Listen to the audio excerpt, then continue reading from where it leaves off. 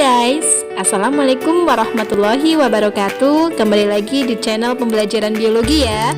Untuk kali ini kita akan membahas tentang substansi materi genetik. Nah, disimak videonya dengan baik ya. Keberhasilan pengungkapan beragam kasus kriminal maupun non-kriminal salah satunya didukung oleh pembuktian ilmiah. Tes DNA biasa dijalani untuk identifikasi genetik seseorang. Hasil tes ini bisa membantu buktikan keterlibatan seseorang dalam sebuah kasus kriminal. Sebuah drama televisi sempat menggebrak dunia dengan kisah para detektif dalam menyelidiki kasus kriminal. Beberapa adegan seperti pemeriksaan tempat kejadian, wawancara saksi, hingga penelitian sampel darah. Apa yang sebenarnya ditempuh para detektif ini ketika mereka harus menyelidiki sebuah kasus? Yang paling sering terdengar adalah pemeriksaan DNA atau deoksiribonucleic acid. Di Indonesia, beberapa tahun terakhir, tes DNA diandalkan sebagai salah satu cara polisi untuk mencari identitas korban atau tersangka sebuah kasus kriminal. Meski investigasi tempat kejadian perkara telah diandalkan sejak lama, penerapan tes DNA untuk investigasi kasus kriminal baru berkembang tahun 80-an. Tes DNA adalah analisis terhadap profil genetik seseorang. DNA sendiri merupakan kesatuan tubuh manusia terkecil dan bersifat kekal. DNA seseorang diturunkan oleh kedua orang tuanya dan serupa dengan anggota keluarga kandung lainnya. Langkah awal tes DNA adalah mengambil sampel. Sampel bisa didapatkan dari berbagai macam benda yang pernah bersinggungan dengan tubuh manusia. Gelas pernah diminum, maka gelasnya itu merupakan tempat yang dicurigai ada. Lalu mana yang perlu diambil dari gelas ini, maka ini karena pernah diminum, maka tepat ini. Nah, di sini ada bekas bibir yang menempel di sini. Nah, bekas bibir yang menempel di sini itu banyak mengandung sel-sel dari mukosa, sel-sel dari bibir itu ada di sini. Dari sel itu kita bisa membuktikan baik itu DNA nuklir maupun DNA mitokondria. Itu yang simpel dari sini. Sedikit sekali, tapi cukup untuk sebagai bahan untuk pemeriksaan DNA. Proses tes DNA paling lama memakan waktu 3 hingga 4 hari, karena isolasi dan ekstraksi sampel DNA dari bagian tubuh manusia memakan waktu cukup lama. Satu kali tes DNA memakan biaya dari 1 hingga 10 juta rupiah. Tingkat validitas tes DNA belum pernah diragukan karena nyaris 100% benar. Karena itulah, polisi sangat mengandalkan tes ini untuk mencari identitas tersangka atau korban sebuah kasus kriminal sebagai salah satu cara pembuktian kasus kriminal secara ilmiah. Nah, setelah melihat cuplikan video yang tadi, maka ada pun kompetensi dasar yang akan dicapai dalam materi substansi materi genetik adalah yang pertama, siswa mampu menganalisis hubungan struktur dan fungsi gen, DNA, kromosom dalam penerapan prinsip pewarisan sifat makhluk hidup. Kemudian yang kedua, siswa mampu merumuskan urutan proses sintesis protein dalam kaitannya pada penyampaian kode genetik ya. Nah, indikator yang pertama adalah siswa mampu mengidentifikasi struktur DNA, RNA, serta kromosom dan aktivitasnya seperti proses replikasi, transkripsi, translasi. Kemudian siswa mampu menganalisis keterkaitan antara sintesa protein dan pembentukan sifat. Kemudian siswa mampu melakukan analisis suatu DNA makhluk serta menggambarkan sifat dibentuk menjadi suatu wujud makhluk hidup. Kemudian yang keempat, siswa mampu merumuskan urutan proses sintesis protein dalam kaitannya dengan penyampaian kode genetik.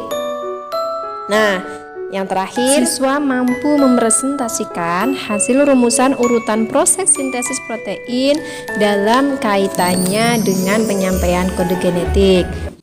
Nah, sekarang yang akan kita pelajari yang pertama adalah struktur DNA, struktur RNA, dan kromosom. Seluruh peristiwa kimia atau metabolisme yang ada di dalam tubuh diatur oleh suatu master yang berupa makromolekul yang disebut sebagai DNA dan RNA, di mana DNA dan RNA digolongkan sebagai asam nukleat yang fungsinya untuk menyimpan informasi genetik atau bertanggung jawab terhadap hereditas, yaitu penurunan sifat genetik dari orang tua ke anak. Letak DNA ada di dalam kromosom. Nah, di mana kromosom sendiri tersusun dari benang-benang kromatin yang halus dan panjang. Untuk DNA sendiri ada di mana saja? DNA ada di dalam inti sel, plastida, kloroplas, kemudian mitokondria. Nah, tadi benang-benang kromatin yang memanjang akan memendek, kemudian menebal membentuk kromosom. Di mana untuk kromosom tersebut merupakan suatu struktur padat yang terdiri atas dua komponen molekul, yaitu protein histon dan terdiri dari DNA. Jadi di sini bisa dilihat ya, kalau kromosom terdiri dari protein dan DNA.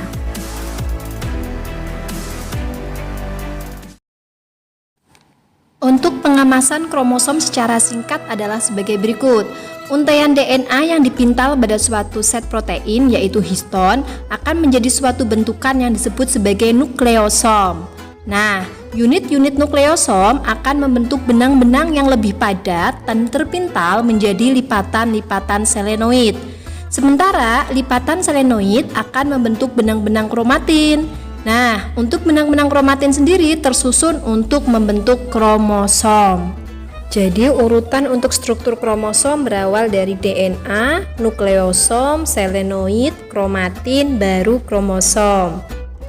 Nah, untuk bagian-bagian kromosom adalah yang pertama ada kromomer, di mana kromomer adalah struktur yang berbentuk manik-manik yang merupakan akumulasi dari materi kromatin.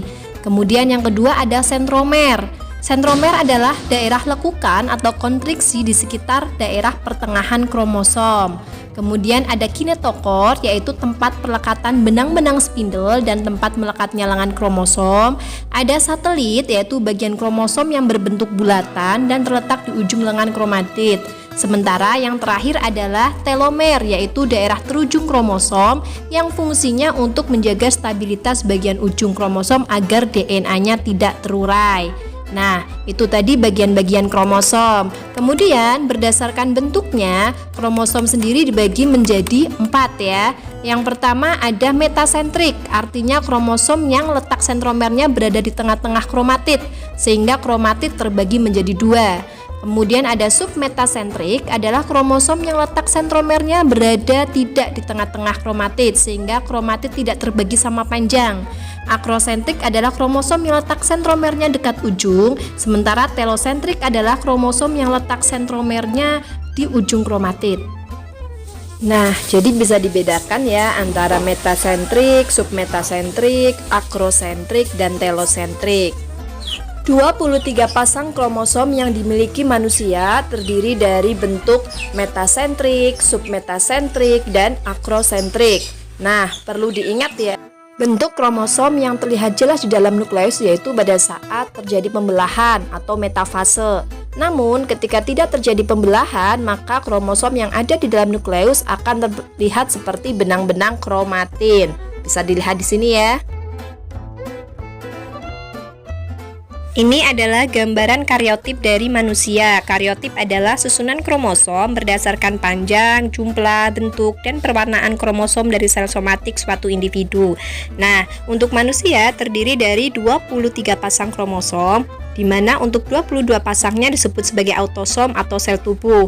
Untuk yang sel tubuh tidak menentukan jenis kelamin ya. Untuk yang menentukan jenis kelamin disebut sebagai kromosom kelamin ya. Itu yang di nomor 23. Atau disebut sebagai seks kromosom. Nah, untuk sel kelamin terdiri dari 2. Untuk yang perempuan disebut sebagai XX, kemudian untuk yang laki-laki disebut sebagai XY.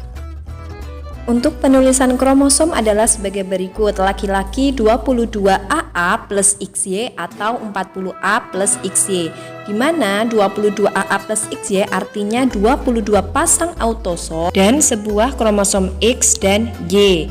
Kemudian 44A plus XY artinya terdiri dari 44 buah autosom dan sebuah kromosom X dan Y. Jadi dibedakan antara pasang dan buah ya.